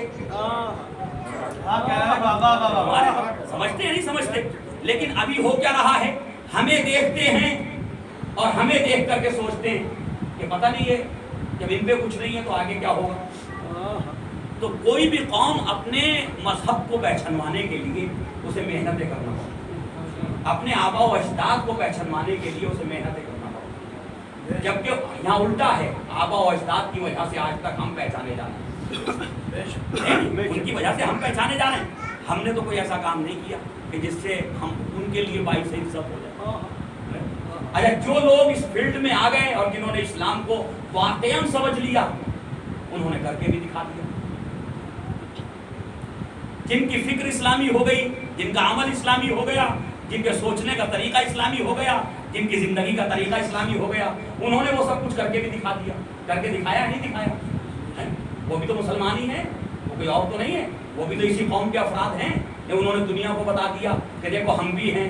بس فرق یہ ہے کہ جو کربلا کو سمجھ گیا وہ ایران کہلایا، جو کربلا کو سمجھ گیا، کربلا پہ عمل کر لیا، وہ آج ایران کی شکل لے گئے، وہ حزب اللہ ہو گئے، ہے نہیں کہ انہوں نے پوری دنیا کو للکار دیا کہ ہم سے مقابلہ نہ کرنا، ہمارے مقابلے میں نہیں ٹھہر سکتے، اس لیے کہ ہم وہی حسینی ہیں جو 72 کربلا میں کھڑے تھے، वही 72 हैं जो करबला में खड़े थे, और इसका दुश्मनों ने भी इकरार किया। डॉक्टर इसरार अहमद पाकिस्तान का था, मरहूम हो गया। मैं मिंबर पे कोई वैसी गुफ्तगू नहीं करना चाहता, क्योंकि ये वीडियो बनने लगी तो मुझे भी एहतियात हर चीज़ की करना पड़ती है, सही है, क्योंकि यूट्यूब पे चली जाएगी। और मैं नहीं समझता कि मेरे किसी जुमले से जो है वो मेरी कौम के किसी भी फर्द को नुकसान पहुंचा। सलात पढ़े मोहम्मद वाले, मेरे किसी एक जुमले से मेरी कौम के किसी एक फर्द को कहीं भी कोई नुकसान पहुंचे, मैं बिल्कुल नहीं चाहता, और ये होना भी नहीं चाहिए। मिंबर नुकसान पहुंचाने के लिए नहीं है, इंसानियत को फायदा पहुंचाने के लिए। तो अजीज़ान गिरामी, डॉक्टर इसरार अहमद ने ये कहा, जबकि शियों के खिलाफ थे, वो हमारे नज़रिए के खिलाफ, मकतब अहले बैत से उनको कोई ताल्लुक नहीं है, कट्टर थे, उसके बावजूद वो ये कहते कि करबला तो सबके लिए थी, पूरी इंसानियत के लिए थी करबला। इमाम हुसैन सारे मुसलमानों के लिए थे, पूरी उम्मत मुस्लिमा के लिए थे, लेकिन करबला से अगर किसी ने दर्स हासिल किया तो वो ईरान ने किया। और फिर इमाम खुमैनी रिज़वानुल्लाह अलैह की बहुत तारीफ की उन्होंने उस तकरीर के अंदर, कि खुमैनी साहब जो है उन्होंने समझ लिया कि करबला का पैगाम क्या है, इमाम हुसैन का पैगाम क्या है। और फिर 1400 साल के बाद इमाम खुमैनी ने उस करबला के पैगाम को इनक़िलाब इस्लामी की शक्ल में जिंदा किया, फिर दोबारा से जिंदा किया। तो अज़ीज़ान गिरामी, हमें भी कहीं तो 2 कदम आगे बढ़ना पड़ेगा ना, ये यहीं खड़े रहेंगे, यहीं बैठे रहेंगे कि हमने तबर्रुक तो बांट दिया, शीर माल, और क्या करेंगे, है नहीं? हमने खोरमा बिरयानी ये तो कर दिया, और क्या कर सकते हैं? मौलाना बताइए क्या कर सकते हैं? तो ज़कात फाउंडेशन ने इतना बड़ा काम कर दिया, जिनके पास इल्म का कोई नमूना मौजूद नहीं, तो जो फरमाइएगा जरा, जो आइडियल नहीं कोई उनके पास, वो तो नबी को भी आलिम नहीं मानते। जो फरमाए भाई, वो तो आइडियल होते तो नबी तो होते, वो नबी को भी आलिम नहीं मानते। जब नबी को आलिम नहीं मानते तो आइडियल है कौन उनके पास? कोई आइडियल नहीं उनके पास, एजुकेशन के लिए, इल्म के लिए कोई आइडियल नहीं है उनके पास। उसके बावजूद वक्त की ज़रूरत ने उन्हें इस पे मजबूर किया कि जब तक नॉलेज नहीं होगी, एजुकेशन नहीं होगी, हम इसी तरह से इस मुल्क के अंदर परेशान होते रहेंगे। उन्होंने जगह जगह कोचिंग सेंटर शुरू कर दिया, ज़कात फाउंडेशन।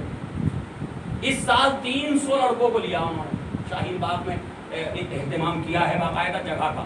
300 नौजवानों को IAS IPS सिविल सर्विसेज में फ्री ऑफ कॉस्ट तालीम, coaching centre free of cost है, कोई कॉस्ट नहीं उसकी, कोई कीमत, कोई फीस नहीं, खाने का पूरा सिलसिला फ्री, हम खाना देंगे, बस तुम्हारा काम मेहनत करना, मेहनत करो, आगे बढ़ो, कौम के नाम को रोशन करो, मजहब के नाम को रोशन करो। तो अज़ीज़ान गिरामी, जिस कौम के पास कोई आइडियल नहीं था वो तो वहाँ पहुँच गई, और जिस कौम हमेशा जो कौम कहती रही हमारे मौला वो हैं, सलूनी सलूनी क़ब्ल अन तफ़्तूनी, पूछ लो जो कुछ पूछना है इससे पहले कि तुम मुझे खोलो, उस कौम के पास कोई एक इंस्टीट्यूट आज मौजूद नहीं। ये है तल्ख़ हकीकत या नहीं है? कड़वी सच्चाई है या नहीं है?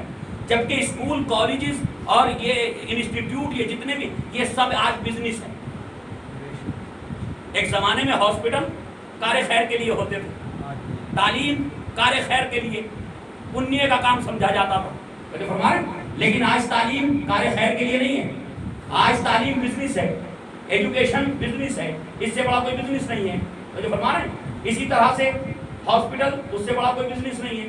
तो आप अगर कार्य खैर के तौर पे नहीं आ सकते तो खुदा के लिए बिजनेस के तौर पे उतर जाइए इस मैदान में। तो जो हमारे बिजनेस के तौर पे उतर जाइए, आइए तो सही। ऐसा तो नहीं है इस कौम के लोगों को पैसा नहीं है, पैसा तो है ना इस कौम के पास भी, बिजनेसमैन तो इसमें भी है ना, है बिल्डर तो हमारे पास भी है ना। तो बिल्डिंग यही बनाते रहेंगे या कुछ और भी करेंगे?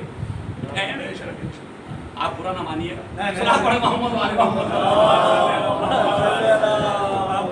बिजनेस के और भी तो तरीके हैं जहां से कौम को तरक्की के रास्ते मिल सकते हैं।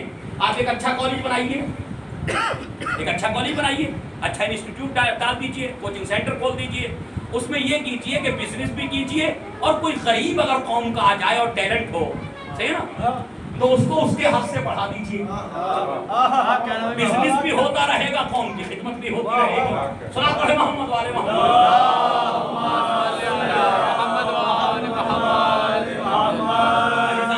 हम कहाँ खड़े हैं और दूसरे कहाँ चले गए? کہاں پہنچ گئے، اور ہم صرف اسی میں کہ بھائی ہم نے یہ کر لیا، ہم نے یہ کر لیا. تو جب تک ہم اپنے آپ کو بیدار نہیں کریں گے، جب تک ہم دنیا کے ساتھ چلنا نہیں چاہیں گے، اس وقت تک شاید ہماری یہی حالت رہے گی جو ہے. اب ہماری ذمہ داری بھی بنتی ہے، نرسری اسکول تک نہیں ہے اس قوم کے پاس، اور تو آگے کی بات تو چھوڑیے، نرسری اسکول تک نہیں ہے. جب ہماری بچی 24 سال تک کالج میں جاتی ہے، اور وہ جسے کہا جائے کہ مکس تعلیم ہو رہی ہے، اور لڑکے بھی ہیں لڑکیاں بھی سبھی پڑھ رہے ہیں، تو وہ ایک کلچر ہے، اس کلچر میں سب پڑھ رہے ہیں. اب وہ اسکارف لگا کے تو نہیں جا سکتی کہ چلی جائے گی، نہیں جائے گی نا. دیکھو کوئی اسکارف لگا کے جا ہی نہیں رہا. مسلمان خود ماڈرن ہو گیا، وہ اسلام کو چاہتا کہ اسلام تو برائے نام رہ گیا. امام حسین نے کربلا سے نکلتے وقت فرمائی تھی یہ بات اپنے صحابہ سے، اسی خطبے کے اندر الدین لا یکن علی السنتہم، کہ دین لوگوں کی زبان پہ لقلقہ ہے. دین تو لوگوں کی زبانوں پہ لقلقہ ہے، جیسے ان کو فائدہ پہنچتا ہے ویسے اس کو استعمال کر لیتے ہیں.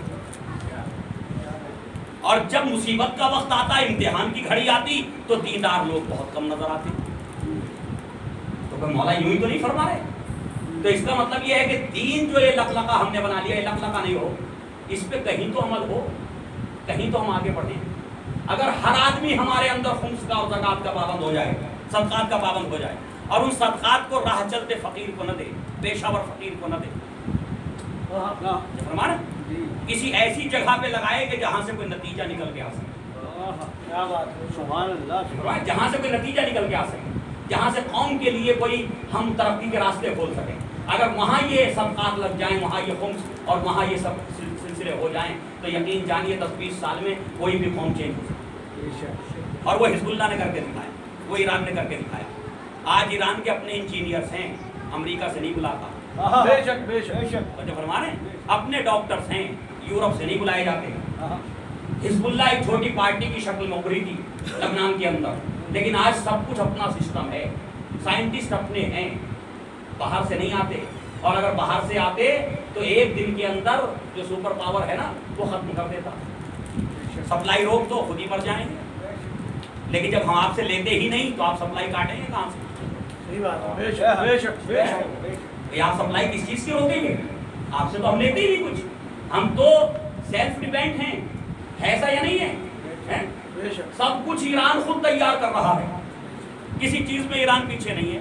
تو انہوں نے بتا دیا کہ اگر ہم واقعا شیعہ ہیں تو شیعہ کو ایسا ہونا چاہیے بے شک بے شک کہ وہ کسی یزیدی کی طرف نظریں اٹھا کے نہ دیکھے کہ یہ ہم پہ رحم کر رہا ہے. جناب محمد آل محمد. کسی یزیدی کی طرف رحم کی نظروں سے نہ دیکھے کہ وہ ہم پہ رحم کر دے گا. وہ یزیدی نہ اس کی فطرت میں رحم ہے، اور نہ یزید اور رحم جمع ہو سکتے ہیں ایک ساتھ. یزید اور رحم ایک ساتھ جمع نہیں ہو سکتے، اور نہ اس کی فطرت میں رحم ہے. اور آپ دیکھ رہے ہیں وہ رحم نہیں کرتے کسی پہ، دنیا دار رحم نہیں کرتے کسی پہ. جہاں بھی وہ دیکھتے ہیں کہ 10 سال پرانا اسلحہ ہو گیا، اسے بیچ دو، نیا بنا دو. اور ہم اتنے بیوقوف ہیں کہ اس 15-20 سال پرانے اسلحے کو خرید کر کے اپنے یہاں اسٹور کر دیتے ہیں، وہ اور 25 سال پڑا رہتا، پھر وہ جو ہے وہ اس کے اندر کوئی طاقت ہی نہیں رہتی. نئے اسلحے آ جاتے ہیں تو وہ اپنے پرانے مال کو نکالتے رہتے ہیں اور نیا بناتے رہتے ہیں. ابھی دیکھیے 20 سال پرانے ایٹم بم ہیں امریکہ کے پاس جو ہیں، 20 سال پرانے ہیں، صحیح نا. آج کی رپورٹ یہ بتاتی کہ 20 سال پرانا مال ہے، اور وہ اس زمانے میں شاید اس طرح سے اس کا رزلٹ نہ آ سکے جیسا اس وقت آ سکتا تھا. تو وہ کسی کو بیچ دے گا. اب وہ ہم ہی مسلمانوں میں سے کسی سے کہے گا تمہیں ان سے خطرہ ہے اور تمہیں ان سے خطرہ ہے، اور وہ ان سے کہے گا تم اپنی سیکورٹی کا انتظام، حفاظت کا انتظام کرو اور یہ لو رکھو. کیا فرمایا آپ نے؟ تو عزیزان گرامی، ہم تو خود جو ہے وہ سازشوں کا شکار ہوتے چلے جا رہے ہیں، اور صرف ایک مسئلے میں سازشوں کا شکار ہو. سنی ہے وہ شیعہ ہے، سنی ہے وہ شیعہ ہے. کسی نے بڑی پیاری بات کہی کہ تم ہاتھ کھولنے اور باندھنے میں لڑتے رہو، کہ کون ہاتھ باندھ رہا کون کھول رہا نماز ہے، کہ تم جو ہے ہاتھ کھولنے اور باندھنے میں لڑتے رہو اور دشمن تمہارے ہاتھ کاٹنے کی تیاری کر رہا ہے. صلاۃ علی محمد وعلی محمد.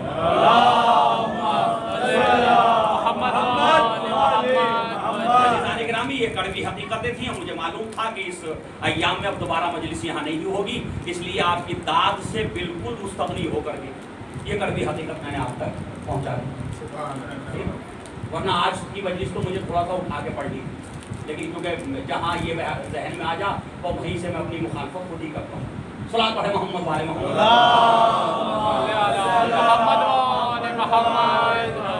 अज़ीज़ान गिरामी, इस तरफ थोड़ी सी तवज्जो कर लें आप, थोड़ी सी तवज्जो। सबका निकालते हैं सही जगह पर पहुँचे, किसी बच्चे की तालीम करें। अगर खुम्स निकालते हैं, अगर निकालते हैं और खुदा करे निकालते हैं, अगर निकालते हैं तो उस पैसे को तालीम करना चाहिए, उससे कोई नतीजा मिलेगा। उस पैसे से नतीजा तभी सामने है।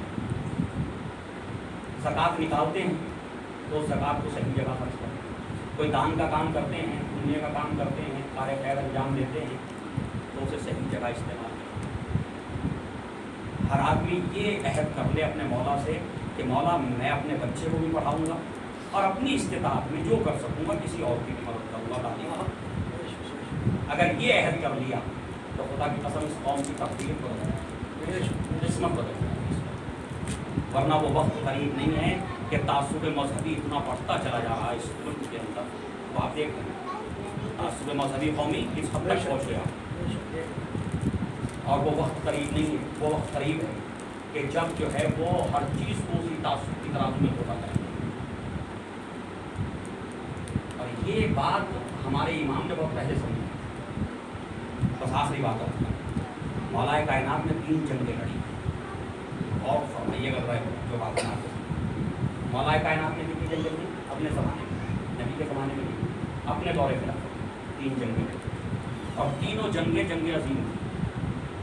जंग सिफ़ीन 1 साल तक चलती रही, 1 लाख से ज़्यादा मुसलमान कत्ल हुए जंग सिफ़ीन के अंदर दोनों तरफ से।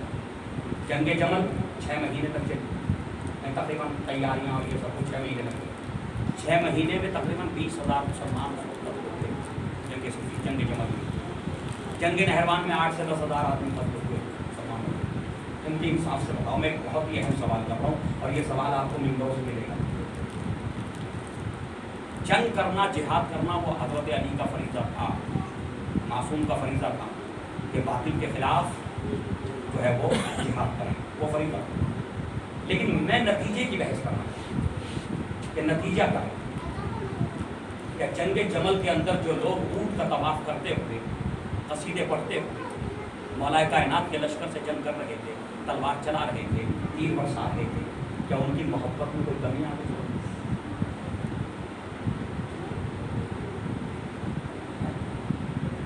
या जो कुछ हुआ उस वो लश्कर वाले छोड़ करके लश्कर को इधर आ गए, हिदायत याफ्ता हो गए? क्या उनकी मोहब्बतों में कोई कमी आ गई? वो उसको बुरा समझने लगे जिसके साथ आए थे? ठीक है, बहुत ही एहतियात से बात कर रहे हैं। जिनकी समझ में आ रही सही है, जिनकी नहीं आ रही वो भी सही। सलात पढ़े मोहम्मद वाले मोहम्मद। उनकी मोहब्बतों में कोई कमी आ गई अपने कायद के लिए? नहीं आई ना। जंग सिफ़ीन के बाद क्या कोई नतीजा ऐसा हुआ कि सारे अहले शाम अली वाले हो गए, हक परस्त हो गए? नहीं हुआ, कोई चेंजिंग नहीं आई और सख्त हो गई, यही हुआ। तो मौला ने अपना फरीज़ा अंजाम दिया, जो वाजिबात थे उसको तो अंजाम देना जरूरी था मासूम के। लेकिन ये नतीजे के तौर पे अगर आप देखेंगे नतीजा नतीजा नहीं निकला जैसा नतीजा होना चाहिए तो वो नहीं आता।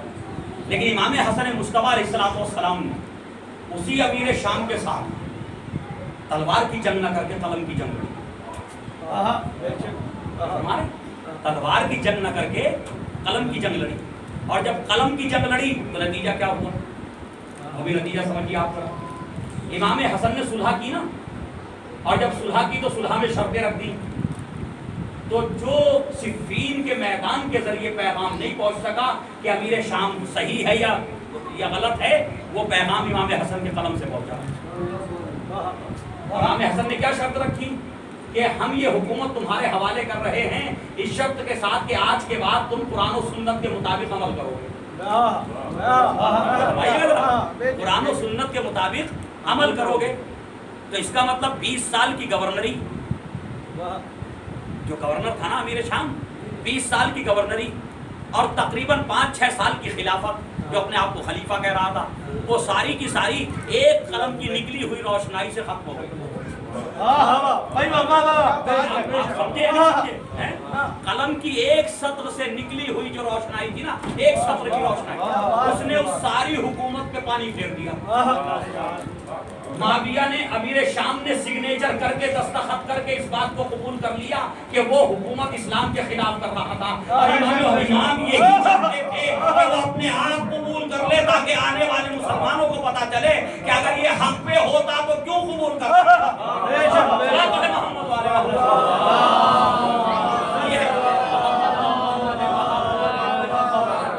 قبول کر لیا، اس نے سگنیچر کیے نہیں کیے؟ کیے نا، دستخط کیے نا۔ کیا مطلب کہ ابھی تک جو حکومت آپ کر رہے تھے غلط تھی، آپ باطل پہ تھے، اور یہی وجہ ہے اگر یہ صلح امام حسن کی شرطیں نہ ہوتی تو اہل سنت میں کوئی امیر شام کو برا کہنے والا پیدا نہ ہوتا۔ آج اہل سنت کے نظریات بدل گئے صلح امام حسن کے بعد، فرمان ہے، اور وہ دلیل دیتے اس بات کی کہ فرزند رسول سے جو صلح کی تھی اس کی شرطیں یہ ہیں، اپنی کتابوں میں دلیل دیتے ہیں کہ اگر امیر شام حق پہ تھا تو پھر یہ شرطیں قبول کرنے کی ضرورت کیا تھی؟ صلاۃ پڑھیں محمد والے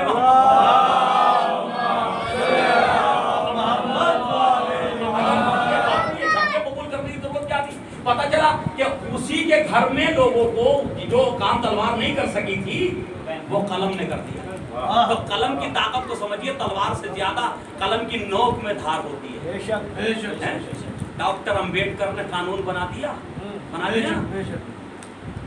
50 مرتبہ آ جائے امبیڈکر کی مخالف حکومت ہندوستان کے اندر، 100 سال کرے حکومت، کسی ایک قانون کو چینج کر کے دے، گھوڑی پہ نہ چڑھنے دو، شادی نہ کرنے دو، صحیح نا، وہ ایک الگ مسئلہ ہے،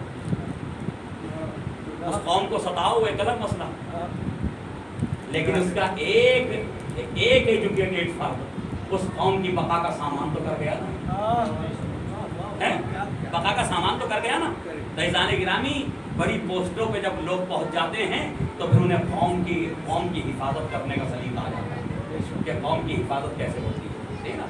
تو عزیزان گرامی سوچیے، غور کیجیے، کل ایسا نہ ہو کہ کسی کرسی پر کوئی زکوٰۃ فاؤنڈیشن والے، اچھی بات ہے، آنے چاہیے، مسلمان آگے آنے چاہیے، ایک طرف وہ بیٹھا ہو، ایک طرف کوئی ہمارے دوسرے بھائی دوسری قوم سے بیٹھے ہوں اور ہمارا بزنس مین جائے، حضور یہ ہماری فائل ہے، اس پہ سگنیچر کر دیجئے، تو وہ کہے گا یہ شیعہ ہے، وہ کہے گا یہ مسلمان ہے، یہی ہوگا نا۔ ایک قومی تعصب میں کہے گا یہ مسلمان ہے، دوسرا مذہبی تعصب کو لائے گا، وہ کہے گا یہ شیعہ، تو آپ کا کام کون کرے گا؟ اب ایک ہی راستہ بچتا، اور وہ یہ کہ تیسری کرسی جو خالی ہے اس کو آپ بھر لیجیے، اسے آپ بھر لیجیے، کبھی نہ ہونے والا کام بھی اس لیے ہو جائے گا کہ یہاں ان کے بھی بیٹھے، ہوتا ایسا ہی نہیں ہوتا، اور دیکھ کر کے کہ بھائی یہ بیٹھیں تو لہذا یہ کل اگر کوئی ہماری فائل آئے گی تو یہ بھی نہیں کریں گے، لہذا ان کا کام کر دو۔ عزیزان گرامی، اپنے مفادات کی حفاظت ہر قوم کی ذمہ داری ہے، ہر قوم کی ذمہ داری ہے یہ، لہذا آگے بڑھیے، 2 قدم آگے بڑھیے، خدا کے لیے اپنے بچے کو ایجوکیشن دیجیے، اچھی سے اچھی ایجوکیشن دیجیے، سعودی، دبئی، گلف کنٹری بھیجنے سے پہلے پڑھا لیجیے، وہاں بھی بھیجنا ہے تو کسی اچھی پوسٹ پہ بھیجیے، لیبر رفتے میں نہ بھیجیے، وہیں بھیجنا تو وہیں بھیجیے، کوئی پریشانی کی بات نہیں ہے، لیکن پڑھا لکھا ہوگا کہ جائے، کسی اچھی پوسٹ پہ جائے، اور جب اس طرح کی قوم کو ایسے افراد ہوں گے تو یقین جانیے کہ پھر اس قوم کو کوئی مٹا نہیں سکتا، اس قوم کو کوئی جو ہے وہ اس کے مفادات سے روک نہیں سکتا، وہ جو چاہے گی وہ کر لے گی، اور یہی کربلا ہمیں بار بار پیغام دے رہی ہے، یہی اہل بیت علیہ السلام پیغام دے رہے ہیں، اور آج جو ہم جن کا غم منا رہے ہیں انہوں نے بھی طول تاریخ میں، ان شہیدوں نے، ان اسیروں نے، ان چھوٹے چھوٹے بچوں نے ہمیشہ حق کہا، خدا کی قسم یہ کربلا کی انفرادیت، واقع کربلا کی انفرادیت، وہ حسین سے بیعت چاہتا تھا، وہ حسین سے بیعت چاہتا تھا نا یزید، لیکن یزید حسین کو بیعت نہیں کرتا، حسین اپنے بعد کچھ بچوں کو چھوڑے، اپنے بعد کچھ بیویوں کو چھوڑے، اپنے بعد کچھ اسیروں کو، کچھ قیدیوں کو چھوڑے، اتنا اچھا ہو तो सैयद सज्जाद से बैत का मुतालबा कर, सैयद सज्जाद से बैत का मुतालबा कर ले, इन बच्चों से मनवा ले अपने आप को। अब तो इनके पास कोई नहीं है, कोई बहादुर नहीं है, कोई शुजा नहीं है यहाँ पर। ये छोटे छोटे बच्चे हैं, असीर हैं, बीवियों के हाथ रस्म में बंधे हुए हैं, इनसे अपने आप को मनवा लें। ये खुदा की कसम, ये इनफिरादियत करवा, जैसे हुसैन ने बैत नहीं की वैसे किसी कनीज ने कभी बैत करने के लिए। खुदा की कसम, ऐसा कायद नहीं मिला होगा दुनिया में किसी को कि जिसने 72 को यहाँ सैकड़ों सालों की मेहनतों के बाद हम अपनी कौम को जिंदगी पे जमा नहीं कर पाए, हम जिंदगी पे जमा नहीं कर पाए, जिंदगी पे मुत्तहिद नहीं कर पाए। लेकिन इमाम हुसैन ने उन 72 को जिंदगी पे नहीं, हयात पे नहीं, मौत पे मुत्तहिद कर दिया। मिलेगा कोई कायद आपको? तारीख बशरियत में आपको कोई कायद नहीं कि जिसने मौत पे जमा कर दिया। 72 को 2-4 होते तो समझ में आता, 72 थे। हर आदमी की फिक्र अलग होती, हर आदमी का नजरिया अलग होता, शौक अलग होता, कोई जान देना चाहता, कोई देना नहीं चाहता, किसी को मौत से डर लगता। लेकिन अल्लाह ने क़यादत इमाम हुसैन सबको लीडर बना दिया। अब करबला में एक हुसैन नहीं है, करबला में 72 हुसैन है। अब करबला में 72 हुसैन है। अब करबला में एक अली अकबर नहीं है, 72 अली अकबर है। समझिए आपने। और फिर जो करबला के बाद हैं वो भी हुसैन हैं, वो भी अकबर हैं, वो भी अकबर हैं। इन मनासिल से गुजर गए, ले गए, इंसान सोच नहीं सकता। मैंने कल कहा था ना कि अगर किसी के बच्चे को प्यास लगे सफ़र में तो माँ की बुरी हालत हो जाती, बाप तड़पने लगता, किसी तरह पानी मिल जाता।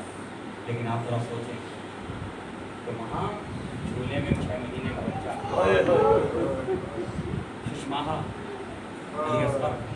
जब इमाम निकले थे ना मदीने से तो तारीख कहती 2 या 3 दिन के थे, 2 या 3 दिन। अजीज़ों, वो इतना सख्तियों भरा सफ़र, मुश्किलात भरा सफ़र, उस सफ़र में इस बच्चे ने कैसे वो सफ़र पूरा किया मुझे नहीं। बड़े बड़े बहादुर उस ज़माने में जब सफ़र करते थे ना तो हमने उनकी हालतें भी तारीख में देखी हैं। जब जनाब मुस्लिम इब्न अकील ने सफ़र किया था ना तो इमाम को एक ख़त भी लिखा था, फरजंदे रसूल मेरी हालत ख़राब हो चुकी, मेरे दोनों साथी दुनिया से जा चुके हैं, ये सफ़र मुझे अच्छा मालूम नहीं है। तो मुझे इंसाफ से बताओ कि छोटे छोटे बच्चे इमाम के साथ जा और इमाम ले जा रहे हैं, इतना बड़ा हदफ होगा इमाम की नज़र में इन बच्चों के लिए, इतने बड़े हदफ के साथ निकले थे आप। तारीख कहती है कि उस बच्चे में अब जान तो बाकी नहीं।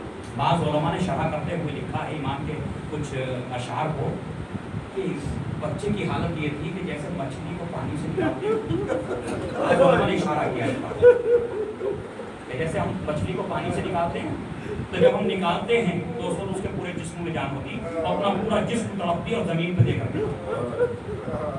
लेकिन जैसे जैसे वक्त गुजरता जाता है तो जिस्म की जान तो निकलती जाती है। आखिर में एक वक्त आता कि सिर्फ लब खुलते हैं और एक वक्त आता ना, देखा ना सबने मुशाहिदा किया, एक वक्त आता कि सिर्फ लब खुलते हैं और बंद होते हैं। अब उसके जिस्म में जान नहीं होती, अब उसका जिस्म जो है मुर्दा हो चुका होता है। अभी तो बिल्कुल वही कैफियत थी शहजादे की, सिर्फ लब खुलते थे। अरे 3 दिन की प्यास अब्बास बर्दाश्त करें तो करें, 3 दिन की प्यास अली अकबर बर्दाश्त करें तो करें। और एक जुमला और कहूँगा आपके सामने यहाँ पर, खुतबा से मैंने भी सुना, आपने भी सुना, मजालिस में मैंने भी सुना, आपने भी सुना। खुतबा ये पढ़ते थे बुजुर्ग उलमा कि जब मौला लेकर के गए शहजादे को तो आपने जाने के बाद जो है फौज यजीदी से पानी तलब किया और पानी तलब करते वक्त एक जुमला फरमाया, मुझे नहीं मालूम मेरे मौला ने कैसे, मैं कभी तन्हाई पे बैठ के सोचता हूँ तो बहुत गिरिया करता हूँ कि मौला को कैसे फरमाया आपने। अगर ये सही है रिवायत, उलमा कहते हैं कि जब लेकर के गए और कोई सारी यानी कोई बात उन पे असर नहीं कर रही थी तो मेरे मौला ने फरमाया कि खुदा की कसम मैं तुमसे पानी तलब ना करता, मैं तुमसे पानी तलब इस बच्चे के लिए ना करता, लेकिन क्या करूं इसकी माँ का दूध खुश्क हो। अंदाजा किया ये जुमला, आप समझे कयामत का जुमला मौला की ज़बान। मैं पूछूं फरजंदे रसूल आपसे बड़ा गैरतमंद तो कोई हो नहीं सकता, और ये सारा अखियार का मजमा नामहरमों का मजमा आपने कैसे अपने नामूस का जिक्र यहाँ कर दिया। इन मंजिलों से वाक़ई इमाम हुसैन की मनाजिल से गुजर गए। इसीलिए कहते थे जब असगर के तीर लगा ना तो सोच ये कह रहे थे बार बार, ऐ मेरे चाहने वालों, काश तुम करबला में होते तो देखते हुए अपने बच्चे के लिए कैसे पानी मांग रहा। काश तुम करबला में होते तो देखते मैं कैसे असगर के लिए पानी मांग रहा था। पानी तो न मिला, तीर बोला चला। अरे असगर के गले को छेदता हुआ हुसैन के बाजू में बेबस हो गया। अब मैं तफसील नहीं पढ़ूंगा, 2 जुमले सुन लीजिए। हुसैन के बाजू में बेबस हो गया। अगर आप तारीख इंसानियत को पढ़ेंगे तो बड़े बड़े बहादुरों की जंगें अगर आप पढ़ें तो आपको मिलेगा कि अगर किसी के जिस्म में तीर लग जाता था तो वो तीर को निकालता नहीं था, तीर को निकालता नहीं था, तीर को तोड़ देता था, निकालता नहीं था। बड़े से बड़ा बहादुर भी तीर निकालता नहीं था। क्यों? इसलिए कि तीर का जिस्म में जाना आसान है, लेकिन जब आप तीर को निकालेंगे तो वो पूरे जिस्म को छेदता हुआ निकलेगा। अजीजों, मुझे नहीं मालूम कि आपके मौला ने असगर के गले से निकल के हुसैन के बाजू में बेबस हो गया। उस तरफ तो तीर निकल नहीं सकता था। मुझे नहीं पता मेरे मौला ने जब असगर के गले से तीर निकाला होगा तो असगर का गला पूरा जख्मी हो गया होगा। यही वजह थी जब खेमे में आए रबाब ने तुम्हारा लाल आ गया। अरे मरतबा वो बीबी पे रबाब वही अरब की रहने वाली थी, जानती थी किस तरह के तीर होते। वह एक मरतबा जैसे ही असगर को रबाब ने अपनी आगोश में लिया, रबाब की नजर पड़ी, एक जुमला कहा, या बुनैया मेरे लाल का तेरे जैसे बच्चे भी ऊंटों की तरह लहर किए जाते हैं। क्या वहां कोई साहिब औलाद था? हाँ भी लोग सुनेंगे। तारीख बताती है कि एक ही लाशा है करबला में। इमाम को फुर्सत न थी, इमाम को मौका न मिल सका। यूं तो सबके लाशें दफन करते इमाम, सबसे मोहब्बत थी इमाम को, लेकिन अकबर का लाशा मख्तल में ला करके खेमों के पास ला करके गंजे शहीदा में रख दिया। कासिम के लाशे के टुकड़े गंजे शहीदा में रख दिए। अब्बास से बाजू ले आए गंजे शहीदा में रख दिए। चाहने वालों के लाशें ले आए गंजे शहीदा में रख दिए।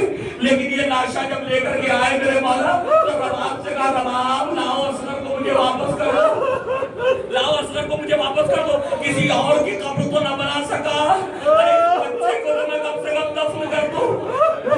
इसलिए कि ये बड़ा नाजुक है। हाँ भी तो तारीख कहती एक मरतबा ख़याम हुसैनी के पीछे आए, एक मरतबा छोटी सी कब्र बनाई, असगर को दफन कर दिया। अरे मेरे मौला चाहते थे जब सरों को कलम किया जाए तो ये शिशमाहा का सर तो न कम से कम के नेता पे चढ़े। लेकिन तारीख बताती है कि 11 मुहर्रम आई, मिसरे साथ ने कहा सरों को इकट्ठा करो, यजीद तक लेकर के जाना है। अब जो सर इकट्ठे हुए तो सर इकट्ठा थे, नहीं पता मिसरे साथ ने कहा शहीद तो 72 हुए, ये सर इकट्ठा क्यों है? तारीख बताती एक मरतबा किसी ने कहा कि वो बच्चा जिसके लिए हुसैन पानी मांगने के लिए आए थे, उस बच्चे का सर यहाँ मौजूद नहीं है। अब क्या था? मिसरे साथ ने कहा कौन है जो उस बच्चे को तलाश करे, उसे सर लेकर के आए। इधर शाम गरीबा जमी हुए खेमों की राख के करीब बीवियां बैठी हुई, उधर फिजा की नजर घोड़ा सवार पे पड़ी, हाथों में नेज़े लिए हुए हर लोग जमीन पे मारते जाते हैं। एक मरतबा रबाब से कहा, ऐ रबाब तुम्हारे लाल की खैर हो, ऐ रबाब तुम्हारे लाल की खैर हो। तारीख कहती है एक मरतबा किसी शहीद ने अपने असगर पे नेज़ा मारा, नेज़े में ही लच गया, असगर का लाशा मारा गया। अरे रबाब चंद कदम के फासले पे खड़ी इस मंजर को देख रही थी। जालिम ने असगर के बालों में हाथ डाला, तलवार से सर को जुदा किया। माँ देखती रही, तड़पती रही, कभी फरार का रुख करती थी, ऐ अब्बास अरे मेरे लाल को बचा लो, ऐ हबीब आओ मेरे इस मासूम से बच्चे को बचा लो। कौन था जो उनकी मदद करता? तारीख कहती है कि जब कैद खाने शाम से रिहा हो गए और असीराने करबला जाने लगे तो एक मरतबा जनाब रबाब उन बीवियों में नजर नहीं आई। अब जनाब ज़ैनब ने पूछा कि रबाब भाभी कहाँ गई? पता चला कि वो बीवियों में तो नजर नहीं आती। एक मरतबा कब्र सकीना पे गई, क्या देखा? सकीना की कब्र पे रबाब बैठी हुई, कब्र सकीना पे रबाब बैठी हुई गिरिया कर रही है। एक मरतबा जनाब ज़ैनब ने कहा भाभी मदीने नहीं चलोगी, वतन नहीं चलोगी? जुमला सुनेंगे। एक जुमला कहा, ए शहजादी आप मदीने जाइए, आप मदीने जाइए। शहजादी मैं मदीने में जाके क्या करूंगी? मेरे वारिस हुसैन करबला में शहीद हो गए, मेरी गोद करबला में गई, एक सकीना बस्ती थी, वो जिंदा शाम में गुदा हो गई, अरे अब मदीने जाके नमाज अदा करे, सैयद सज्जाद गरीब आए, ए मामले गिरामी, हमारे साथ चलिए।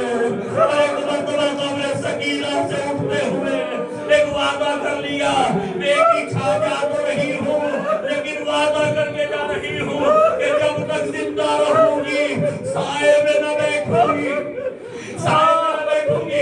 अरे रवान क्या करे, एक तरफ हुसैन, एक तरफ अली असगर, एक तरफ जनाबे सकीना।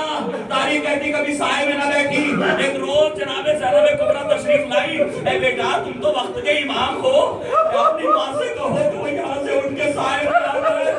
एक मरतबा जैसे ही जनाबे सैयद सज्जाद ने कहा, जनाबे रवान ने कहा इमाम वक्त की हैसियत से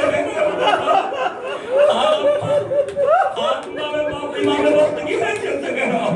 मैं एक मरतबा जैसे ही सुना, एक कदम उठाया, हाथों को आसमान की तरफ किया, मेरे बाबू रवान के वादे की नाज एक कदम उठाया, रवान लश्का के जमीन में गिर गई। आए रवान दो भी करबला में रह गई, बेटी को शाम के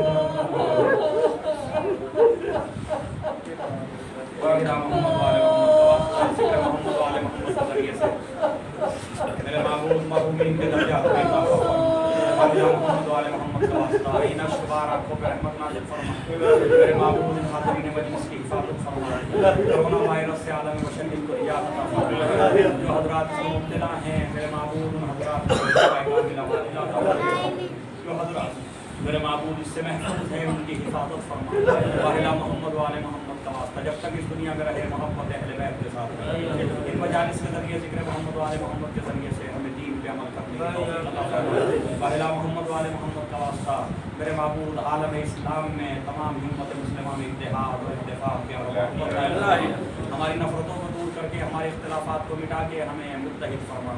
वाहिला मोहम्मद वाले मोहम्मद का वास्ता जो कारोबार रखते हैं उनके कारोबार में तरक्की अता फरमा, उनके कारोबार में कारोबार अता फरमा, रिज़्क़ में बरकत अता फरमा, मुश्किलात से परेशानी से निजात अता फरमा। जो औलाद रखते हैं उनकी औलाद को औलाद सालिहा करार दे, जो औलाद है उन्हें औलाद अता फरमा। वाहिला मोहम्मद वाले मोहम्मद का वास्ता मराज किराम का साया हमारे सर पर कायम फरमा, हमारे इमाम के ज़हूर में ताकीम फरमा, हमारा शुमार उनके गुलामों में फरमा। रब्बना तक़ब्बल मिन्ना इन्नका अंतस समीउल अलीम।